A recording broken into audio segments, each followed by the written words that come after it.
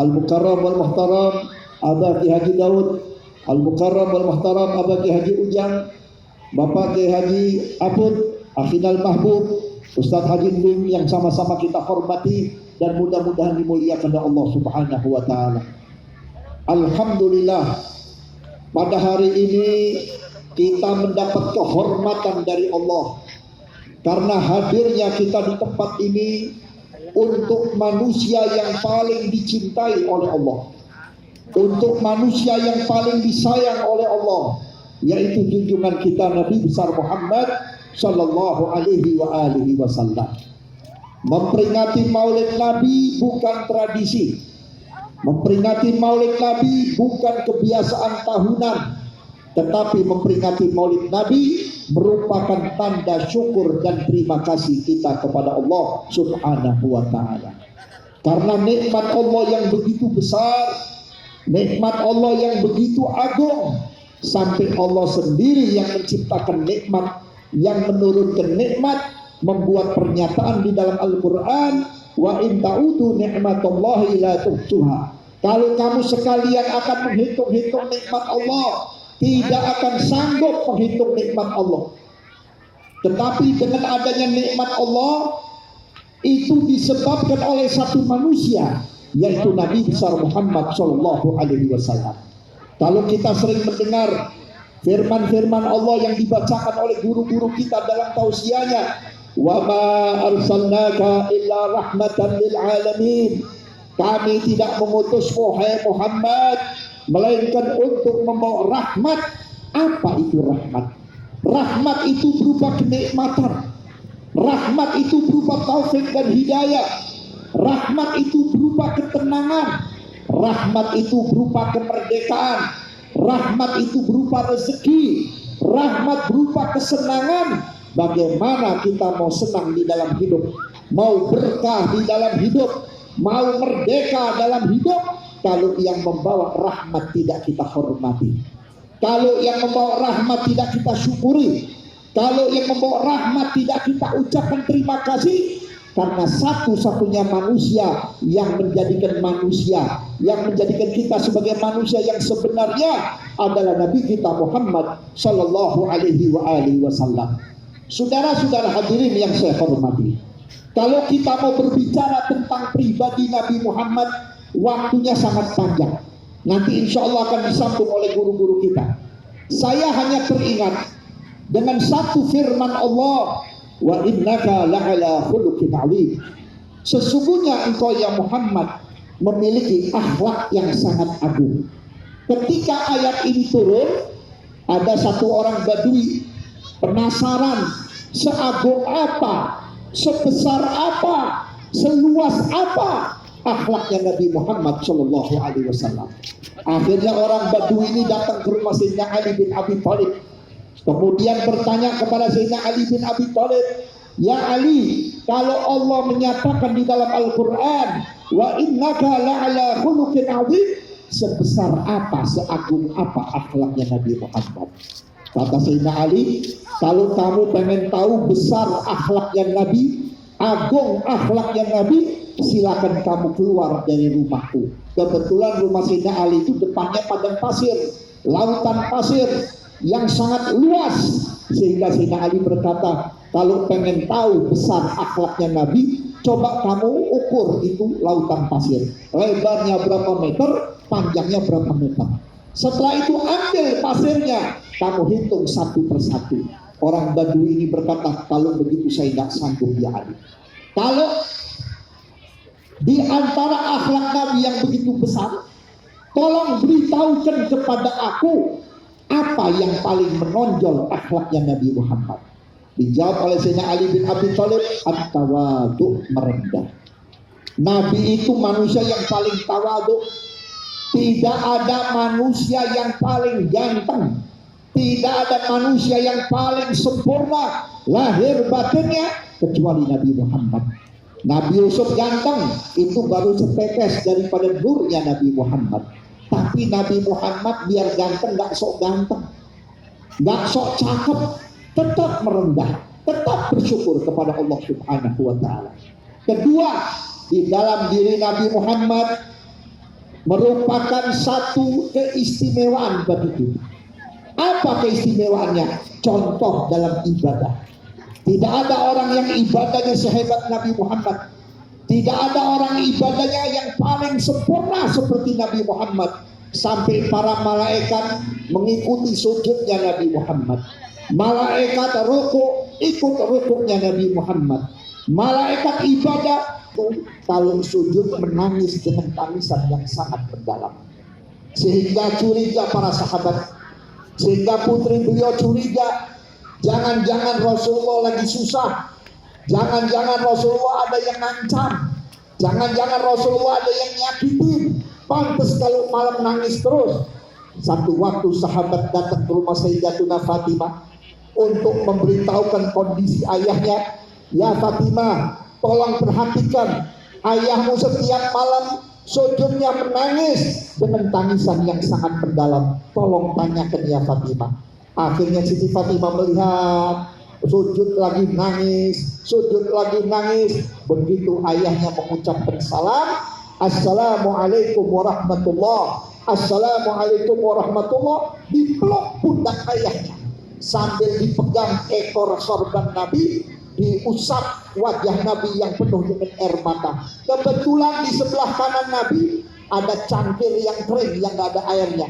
Diperas itu air mata, setengah cangkir itu air mata Rasulullah.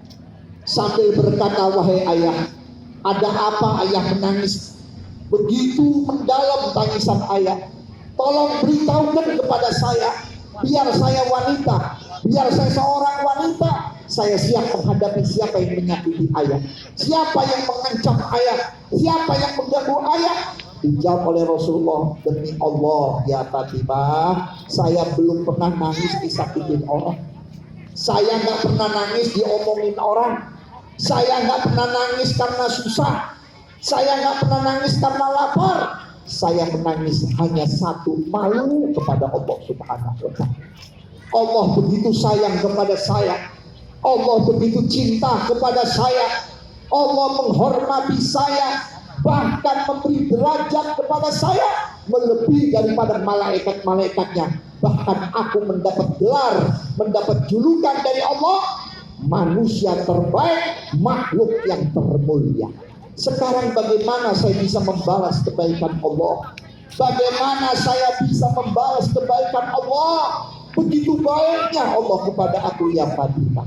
Saudara-saudara hadirin, Nabi Muhammad selain ibadahnya luar biasa, Nabi Muhammad manusia yang tak punya dosa, maksum, suci lahir batinnya. Bahkan dikatakan di dalam kitab Maulid Situdurar, la yaqulu wa la yaf'alu illa ma'rufa. Nabi tidak pernah berbicara, Nabi tidak pernah berucap, Nabi tidak pernah berkata-kata, Nabi tidak pernah berbuat kecuali yang ma'ruf, yang baik. Pantas kalau di dalam Al-Quran sampai sekarang Allah abadikan di dalam ayat suci Al-Quran, laqad kana lakum fi rasulillahi uswatun hasanah. Di dalam diri Nabi Muhammad adalah contoh yang terbaik. Siapa yang mau mulia, ikutin Nabi Muhammad.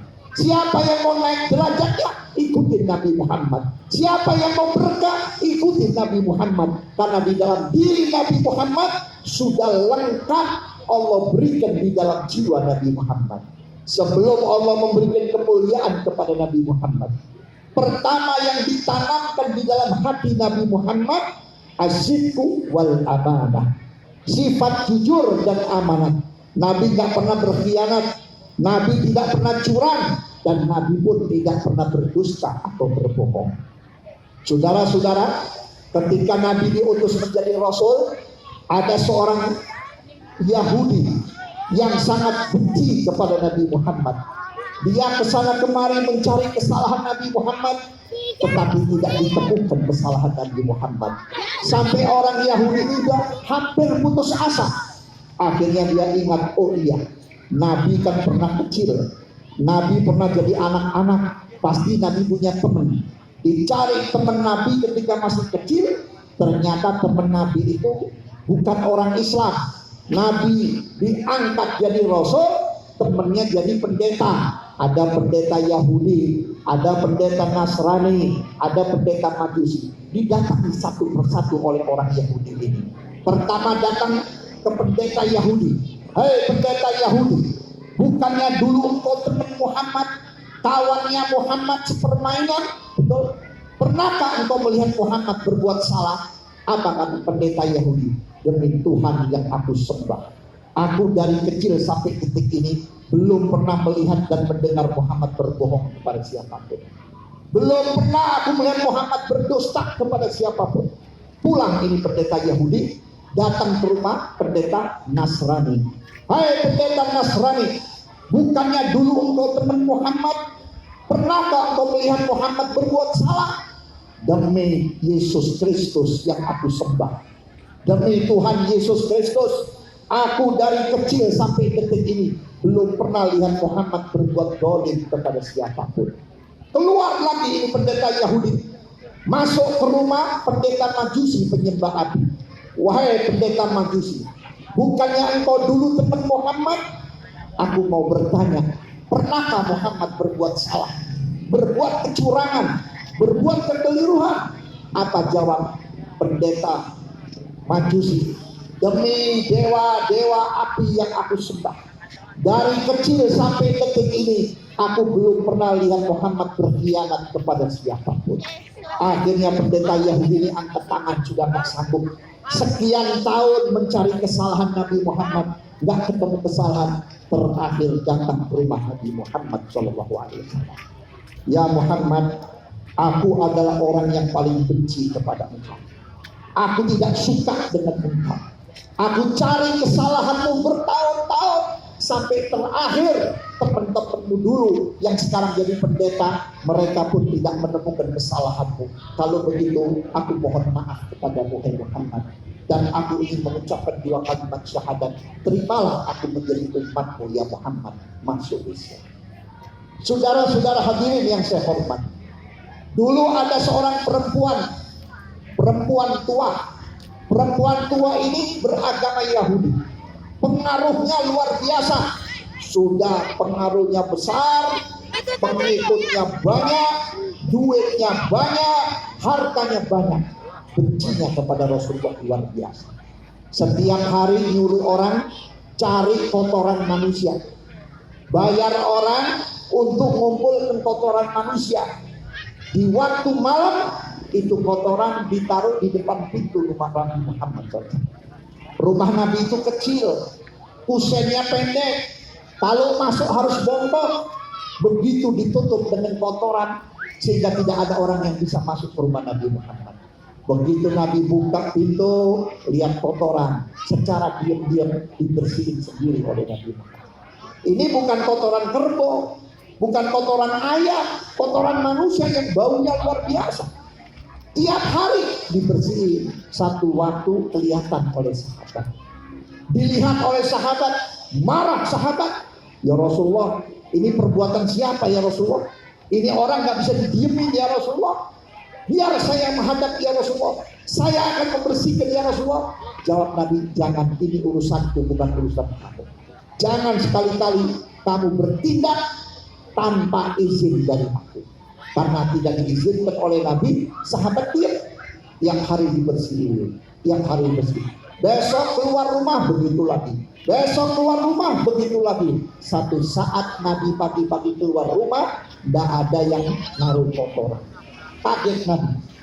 Nabi keluar, lihat kanan, lihat kiri, ketemu seorang. Ya Rasulullah, ada yang dicari? Iya, saya lagi nyari langganan saya yang tiap hari buang kotoran di rumah ini. Oh, dia lagi sakit ya Rasulullah. Kamu tahu rumahnya? Tahu, tapi saya nggak berani ngasih tahu ya Rasulullah. Kalau sampai tahu bahwa yang ngasih alamatnya saya pasti dibunuh, anak buahnya banyak di mana-mana ya Rasulullah. Apa jawab Nabi Muhammad? Tunjukkan saja alamat yang di mana. Yang sangat lezat, sangat enak, kepengen ini sayur sop dimakan oleh Nabi dan keluarganya. Itu sayur sop langsung dibungkus pakai taplak meja, dibawa ke rumah nenek-nenek yang sakit itu yang kurang ajar kepada Nabi. Begitu mengetok pintu, itu nenek-nenek lagi menggigil pakai selimut. Itu nenek-nenek dari dalam berkata, siapa itu? Aku Muhammad. Oh Muhammad, tepat sekali hei Muhammad.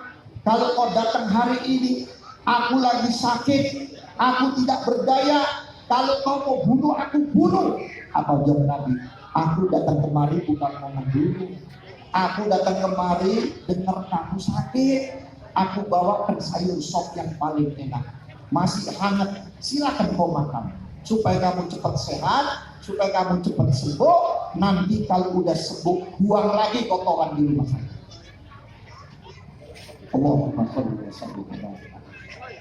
Itu nenek-nenek tanpa makan sayur sop, dengan ucapan Nabi, gagahlah buka pintu sedekah ya Muhammad. Sungguh benar kayak Muhammad. Ternyata di dalam kitab Taurat, kitab Zabur, kitab Injil, aku baca tentang pribadi, tentang akhlakmu. Sekarang aku bisa menyaksikan dengan mata kepala. Kalau begitu Muhammad, aku mohon dibukakan pintu maaf dan saksikan aku ucapkan 2 kalimat syahadat. Dari detik ini sampai akhir hayatku, aku akan mengikuti engkau menjadi umat. Setelah itu nenek-nenek masuk ke dalam. Dia ambil mantel atau jaket panjang, waktu itu musim dingin. Setelah ambil mantel atau jaket, itu nenek-nenek ambil kuda, naik kuda. Kemana? Didatangi kurang lebih 400 anak buah dia yang beragama Yahudi, untuk dianjurkan, untuk diperintahkan hari itu juga mengucapkan 2 kalimat syahadat. Ini akhlak, ini kepribadian Nabi Muhammad SAW. Maka oleh karena itu saudara-saudara hadirin, tidak ada manusia yang paling sempurna akhlaknya Nabi Muhammad SAW. Dan saudara-saudara, Nabi Muhammad punya kelebihan. Apa kelebihannya? Gak ada dosanya, gak pernah salah, difilter, dijaga oleh Allah Ta'ala. Tapi Nabi Muhammad yang gak ada dosanya, yang disebut maksum, dalam 1 hari tidak kurang Nabi bertobat 100 kali. Bukan istighfar. Kalau istighfar banyak kali kita malah ibu. Kalau kamu nggak punya duit, istighfarnya gampang. Ya, ini bukan istighfar, taubatan nasuha. Tobat yang sungguh-sungguh. Sampai Nabi berseru dalam hadis, ayuhan nas tubu ilallah fa inni atubu ilallah fil yawmi atamarra. Hai sekalian manusia, bertobatlah kamu kepada Allah. Sesungguhnya aku dalam 1 hari tidak kurang 100 kali aku bertobat kepada Allah. Pertanyaannya, apa dosanya? Apa sih kesalahan Nabi? Tidak ada kesalahan buat Nabi Muhammad. Maka oleh karena itu saudara-saudara hadirin, mari saya mengajak, jadikan Nabi Muhammad sebagai suri tauladan yang baik. Terlebih-lebih di dalam mendidik keluarga, mendidik anak. Kalau ibu bapak pengen punya anak yang soleh, gampang. Ada seorang datang kepada Habib Abdullah bin Abdul Haddad, yang beliau disebut Sahibul Ratib wal Aurad, pengarang kitab Masail Dunia, Dakwah Utama, dan lain sebagainya. Ya Habib, bagaimana supaya saya punya anak menjadi anak yang soleh dan soleh?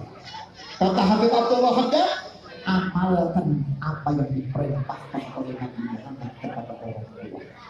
Apa yang diperintahkan oleh Nabi kepada kita sebagai orang tua? Adibu auladakum ala salati. Ajari anakmu tentang 3 perkara. Yang pertama, hobi Nabi itu, cinta kepada Nabi. Yang kedua, wa ali baitihi, kepada keluarga dan keturunannya. Yang ketiga, wa ala qiraatil Quran, ajari anak untuk mengerti dan memahami Al-Quran. Saudara-saudara, kenapa kita disuruh cinta kepada Nabi supaya jadi orang yang soleh? Sebab orang yang cinta kepada Nabi pasti nurut kepada Nabi. Bohong kalau ada orang cinta kepada Nabi nggak nurut sama Nabi. Nabi perintahkan sholat tepat waktu, pasti kita sholat tepat waktu. Nabi perintahkan kita berbakti kepada orang tua, pasti kita berbakti kepada orang tua. Nabi perintahkan kita supaya berbuat baik kepada tetangga, pasti kita berbuat baik kepada tetangga. Nabi perintahkan kita hormati yang tua, sayangi yang muda, pasti kita akan menghormati orang yang lebih tua dan menyayangi yang lebih muda. Kenapa? Karena setiap orang mencintai sesuatu pasti akan mengikuti. Coba lihat anak-anak muda.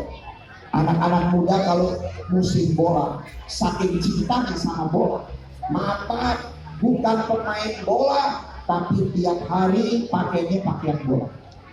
Maghrib bukan ke musola, bukan ke masjid, di depan gang pakai kaos bola, sepatu bola, rambutnya dipotong modelnya ada yang minta api, itu model apa? Lalu kita tanya, kamu pemain bola? Bukan. Kenapa pakai baju bola? Karena saya cinta pemain bola. Termasuk ibu-ibu yang cinta sama artis. Kalau artisnya pakai baju coklat, cepat. Bajunya coklat, kerudungnya coklat, tasnya coklat. Maaf, ambil livernya juga warna coklat. Kata orang apa? Itu ibu-ibu livernya sepuluh tahun. Betul kan? Ada lagi artis demen baju warna ungu, pakai ungu, sampai ICU-nya ungu, tinteknya ungu, tasnya ungu, berangkat kondangan. Kata anak muda apa? Kesian tuh ibu-ibu akan tabung kalah ini. Dia aja jontor semua. Kenapa itu ibu-ibu gak malu-malu pakai pakaian seperti artis? Padahal gak secakep artis. Karena cinta. Begitu kalau kita cinta kepada Nabi Muhammad, semuanya akan dikorbankan. Lihat sahabat Nabi Muhammad. Sahabat Nabi Muhammad gak ada yang miskin, gak ada yang susah. Sayyidina Abu Bakar kaya, Sayyidina Umar kaya, Sayyidina Utsman kaya. Semua dikorbankan untuk Nabi demi cintanya kepada Nabi. Termasuk malam ini kita datang berkorban pakai duit, jauh-jauh dari mana-mana, ngeluarin duit buat ongkos. Belum lagi kita nyumbang makanan, nyumbang dana demi tersiarnya maulid. Apa dasarnya? Mahabbah. Insya Allah yang dilakukan malam ini masuk daripada jaminan Imam Syafi'i radhiyallahu anhu. Apa kata Imam Syafi'i? Man jama'a li maulid Nabi sallallahu alaihi wasallam ikhwanan wa hayyan lahum ta'aman wa amilan salihan ba'atallahu yawmal qiyamah ma'as-siddiqin wa syuhada wa salihin wa yakunu fi jannatin na'im. Barang siapa yang mengumpulkan orang banyak, ini pakai Haji Nuh, ini pahalanya besar malam ini. Wasilah beliau kita bisa kumpul kita bukan untuk orang lain, untuk manusia mulia yaitu Nabi Muhammad. Dari mulai duduk kita diajak baca Quran, diajak baca sholawat, diajak berzikir, diajak mendengarkan suci Al-Quran, diajak mendengarkan tausiah agama. Terakhir kita dijamu dengan apa adanya. Maka semuanya ini wabil khusus sahibul bait akan dibangkitkan nanti di yaumil mahsyar, akan disatukan dengan golongan para siddiqin, para syuhada, para sholihin, terakhir dimasukkan surga yang penuh dengan kenikmatan. Jangan dikira malam ini yang hadir cuma manusia. Jangan dikira yang hadir malam ini cuma orang. Malaikat ikut hadir. Berapa jumlah malaikat yang hadir? Ribuan. Malaikat yang kita kenal 10, padahal malaikatnya Allah itu ribuan. Datang kemari bukan sendiri, datang kemari bersama Nabi Muhammad SAW. Al-Imam Jalaluddin Asyuti rahimahullah, beliau mengatakan ma min baiti quri'a fihi maulidir rasul illa wa haffathumul malaika wa mutawafuna bihi. Apabila di satu rumah, apalagi masjid Baitullah, dibacakan riwayat hidup Nabi Muhammad, Syaraful Anam, Iba, Berzanji, Situturor, Azab dan sebagainya, rumah itu dipadati oleh para malaikat. Malaikat mengawal kehadiran Nabi Muhammad di tengah-tengah kita. Jangan dikira Nabi Muhammad gak lihat wajah kita. Jangan dilihat Nabi Muhammad gak melihat capeknya kita malam ini. Jangan dilihat Nabi Muhammad tidak memandang wajah kita. Nanti di yaumil mahsyar wajah kita semuanya sudah dihafal oleh Nabi. Begitu bangkit dari kubur, di saat orang tidak ada lagi yang menolong kita, Nabi Muhammad memanggil-manggil kita, ya ummati, ya ummati, hai umatku, kemari. Aku manusia yang diberi hak oleh Allah untuk memberi syafaat dan pertolongan untuk engkau. Karena di dalam hatimu ada rasa mahabbah kepada aku. Saudara-saudara hadirin, mahabbah kepada Nabi ini adalah kunci surga. Ketika orang-orang yang ahli ilmu, orang-orang yang ahli ibadah, orang-orang yang amalnya banyak, ketika masuk ke dalam surga, baru kakinya mau melangkah di ujungnya surga, malaikat Ridwan membuka pintu surga. Lalu malaikat Ridwan berkata, berhenti sebentar. Jangan kamu masuk surga sebelum kamu jawab aku punya pertanyaan. Apa pertanyaan malaikat Ridwan? Hei hamba Allah yang soleh, yang alim, yang ahli ibadah, yang beriman, kamu bisa berdirikan asyik. Kalau jawabannya, aku belajar sendiri, aku usaha sendiri, aku ibadah sendiri, tapi tidak menyebut jasa Nabi Muhammad, itu pintu surga. Sehingga orang-orang yang masuk surga berteriak, Ridwan, malaikat Ridwan, kenapa ditutup? Saya tidak butuh ibadahnya orang yang tidak menghargai jasa Nabi Muhammad. Lalu saya harus berkata apa? Saya harus menjawab apa? Dijawab oleh malaikat Ridwan, seharusnya engkau berkata, aku bisa sholat karena Nabi Muhammad. Aku bisa ngerti ilmu agama karena Nabi Muhammad. Aku bisa beriman kepada Allah karena Nabi Muhammad. Aku bisa kenal Quran, bahkan tahu isinya Quran karena Nabi Muhammad. Baru dibuka pintu. Artinya apa? Kita mulia karena Nabi Muhammad. Kita diangkat derajat karena Nabi Muhammad. Kita bisa sujud karena Nabi Muhammad. Jangan pernah lupa bahwa apa yang kita lakukan ini tidak lain disebabkan oleh Nabi Muhammad SAW. Saudara-saudara hadirin, ketika malaikat Jibril alaihissalam datang kepada Rasulullah, lalu Rasulullah bertanya, ya Jibril, apa yang kau bawa dari Allah? Dijawab oleh malaikat Jibril, aku datang kemari pertama menyampaikan salam sayang Allah kepada Allah kirim salam dengan salam sayang. Kemudian Allah menyatakan sesungguhnya engkau ya Muhammad manusia terbaik. Begitu dipuji oleh Allah sebagai manusia terbaik, Nabi Muhammad tidak senyum, Nabi Muhammad tidak kelihatan bahagia. Sampai Jibril kembali bertanya, ya Muhammad, kenapa kau tidak merasa senang dengan pujian Allah? Dijawab oleh Nabi Muhammad, aku tidak senang kalau cuma aku saja yang dipuji oleh Allah, kalau cuma aku saja yang disebut manusia terbaik, tapi aku ingin semua umatku ini mendapat pujian dari Allah menjadi umat yang terbaik. Turun firman Allah yang berbunyi, kuntum khairu ummatin ukhrijat linnas ta'muruna bil ma'ruf wa tanhauna 'anil munkar wa tu'minuna billah. Kamu sekalian adalah umat yang terbaik. Siapa umat yang terbaik? Kita umat Muhammad, dengan syarat ta'muruna bil ma'ruf. Jangan bosan-bosan ngajak orang, nyuruh orang berbuat baik. Yang kedua, mencegah kemungkaran. Yang ketiga, tetap beriman kepada Allah Subhanahu wa ta'ala. Saudara-saudara, dalam kehidupan rumah tangga, kalau ada yang tiga ini, insya Allah rumah tangganya berkah. Rumah tangganya berkah. Urusan amar ma'ruf nahi munkar itu bukan cuma urusan ulama, bukan cuma urusan kiai, urusan kita.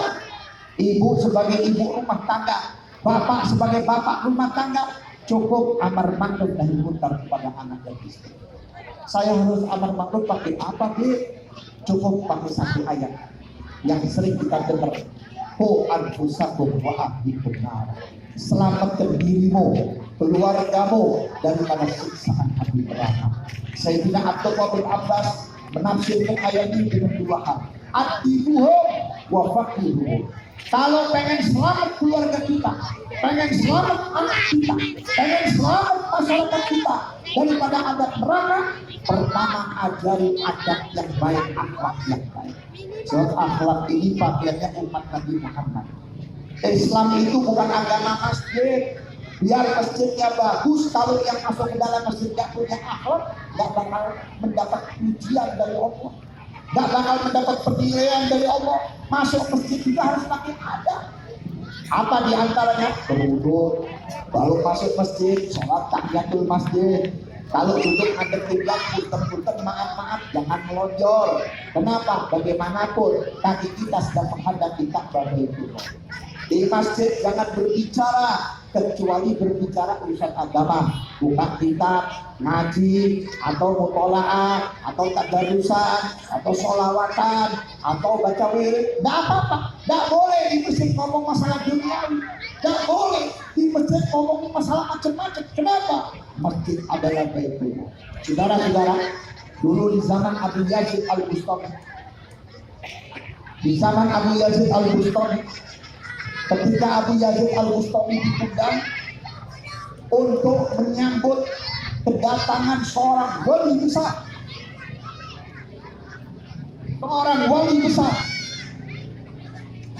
Abu Yazid Al-Bustami seorang ulama, seorang wali bin Auliyaillah.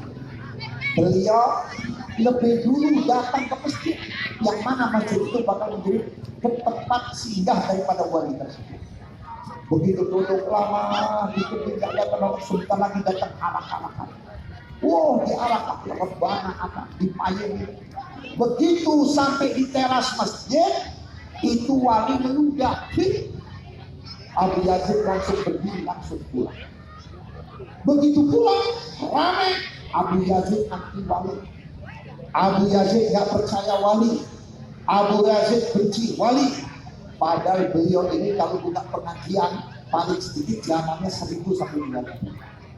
Ketika pas pengajian, Abu Yazid menjawab fitnahan orang. Maaf, saya bukan benci wali. Saya bukan tidak suka kepada wali.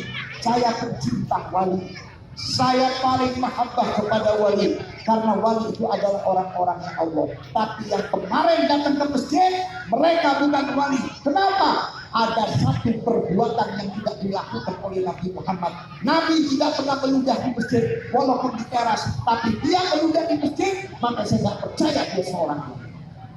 Itu karena akhlak.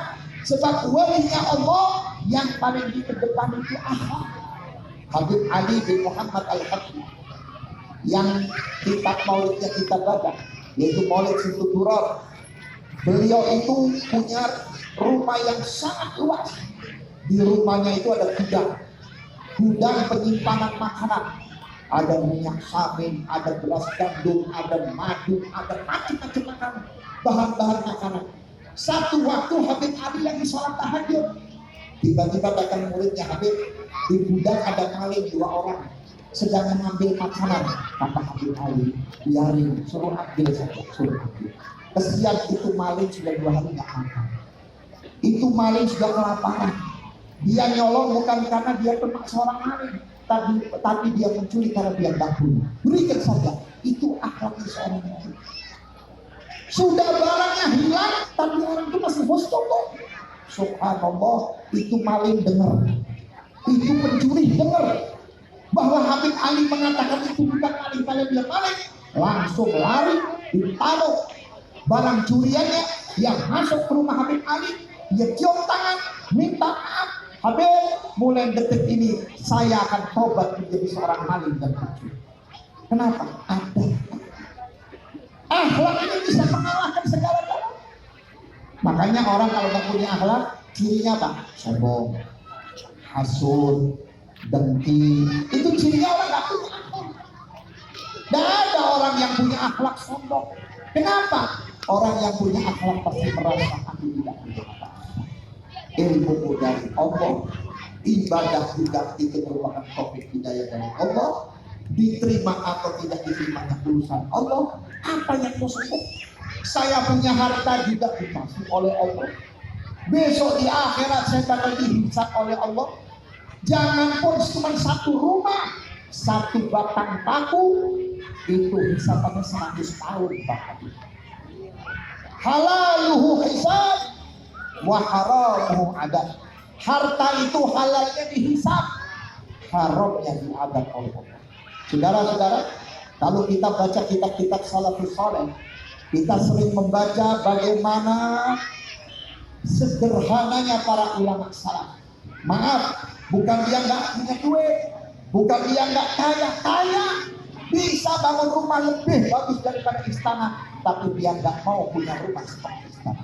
Cukup rumahnya bilik, cukup punya balai, cukup punya kompor satu, punya tempat masak satu, selainnya nggak perlu. Kenapa? Para wali tahu kenikmatan dunia ini akan mengurangi kenikmatan akhirat. Di zaman Nabi Allah Isa alaihissalam ada seorang perempuan umurnya 900 tahun, ibadahnya ratusan tahun. Begitu masuk surga, Allah siapkan kursi dari emas. Itu kursi sudah dihiasi dengan macam-macam permata surga, bukan permata dunia. Cuma ada sedikit, ada satu yang bolong seperti telur asin. Begitu dia bolong, itu perempuan bertanya, ya Allah, kenapa ini kursi banyak permatanya kok cuma satu yang bolong? Dijawab oleh Allah, yang bolong itu sudah kau pakai di dunia jadi hati-hati. Sudah kau pakai di dunia jadi cincin. Sudah kau pakai di dunia jadi kalung. Apa yang kau pakai di dunia berupa kemewahan di dunia, aku tidak akan berikan nanti di surga. Makanya ulama-ulama tersebut mereka rela tidur di atas tikar pandan, rela punya rumah cuma ubin semen, rela makannya di kitchen, nggak mau makan enak, bukan nggak punya duit. Kenapa? Takut jatahnya nanti di surga tidak diberikan oleh Allah. Sedangkan kita hidup di dunia sebentar. Kalau kaya paling 6 tahun, paling 7 tahun, tapi kalau nanti di mana surga selama-lamanya kita akan kaya. Mudah-mudahan apa yang saya sampaikan, apa yang saya berikan mudah-mudahan manfaat untuk kita sekalian. Saya ingin berbicara lama, mengingat di sini masih ada guru-guru kita. Yang kedua, saya dari pagi belum istirahat. Pagi saya di Depok, ba'da dohor saya di Cisalar, kemudian pulang sampai di rumah asar, cuma sekedar ganti baju langsung kemari. Besok pagi saya subuh di Bekasi, kemudian ba'da dohornya di Bogor lagi, malamnya di Cisalar, di wilayah Sukabumi kalau tidak salah. Doakan saya biar sehat, doakan saya biar panjang umur, doakan biar penyakit saya diangkat oleh Allah Subhanahu wa Ta'ala. Saya yakin dengan berkahnya Nabi Muhammad insya Allah sembuh. Saya yakin dengan berkahnya Nabi Muhammad semua hajat kita dikabulkan Allah. Jangan takut, yang sakit sembuh, yang punya utang dibayar, yang susah bakal senang. Dan terlebih-lebih kita mohon kepada Allah, mudah-mudahan Indonesia diamankan oleh Allah, dimakmurkan oleh Allah, dimerdekakan oleh Allah, diberi pemimpin yang cinta rakyat, pemimpin yang cinta kepada umat Islam, terlebih-lebih umat Islam Ahlus Sunnah wal Jamaah. Siapa yang berkhianat kepada NKRI, mudah-mudahan diberi taufik hidayah, kalau tidak dihancurkan oleh Allah bersama anak dan keluarganya. Kenapa saya berdoa seperti itu? Karena saya tahu Indonesia ini yang membangun bukan Soekarno, yang membangun bukan Soeharto, yang membangun Indonesia Maulana Rahmatullah Sunan Ampel, Maulana Ainul Yakin, Maulana Syarif Hidayatullah, sampai Maulana Hasanuddin. Apa yang dibangun? Yang pertama dibangun di Indonesia iman dan takwa kepada Allah, sehingga jaminan Allah turun kepada negeri ini menjadi baldatun thayyibatun wa rabbun ghafur. Mohon dengan berkahnya aulia, mohon dengan berkahnya Sunan Ampel, mudah-mudahan Indonesia kembali makmur, berkah, dan rakyatnya bisa hidup senang. Terlebih-lebih umat Islam Ahlus Sunnah bisa mengibarkan thariqah Ahlus Sunnah wal Jamaah. Kita doakan guru-guru kita, Abah Haji No beserta anaknya, beserta keluarganya. Di dalam juga ada putra daripada Abu Ya Bustami, dan ada juga santri Buya Bustami. Mudah-mudahan Allah panjangkan umur, Allah sehatkan badan, karena Buya Bustami merupakan pakunya Pandeglang, merupakan pakunya Banten. Mudah-mudahan Allah lahirkan paku-pakunya lagi untuk menyelamatkan generasi kita daripada ajaran-ajaran sesat. Na'udzubillah, amin ya rabbal alamin. Saya mohon maaf, bukan saya nggak mau duduk kembali, saya harus langsung pulang karena saya belum istirahat. Insya Allah pagi saya ceramah lagi. Kurang dan lebihnya mohon maaf. Assalamualaikum warahmatullahi wabarakatuh.